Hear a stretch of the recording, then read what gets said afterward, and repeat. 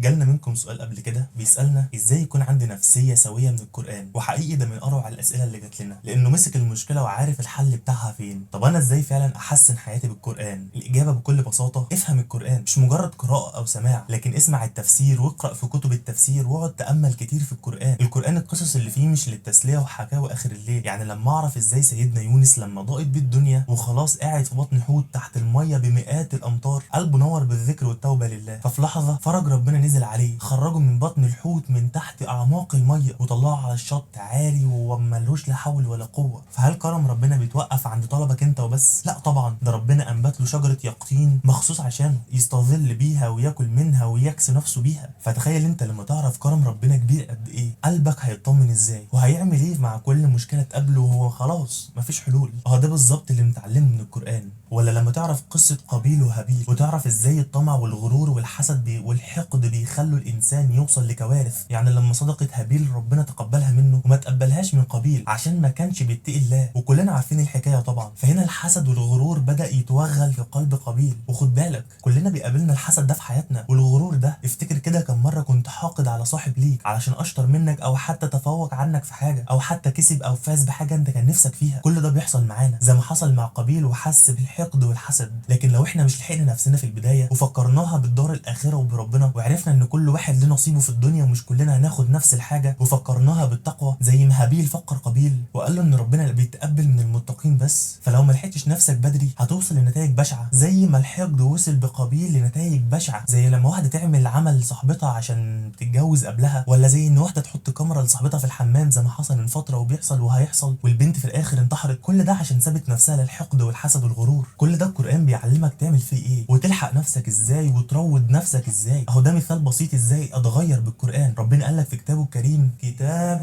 انزلناه اليك مبارك ليدبروا اياته وليتذكر اولو الالباب.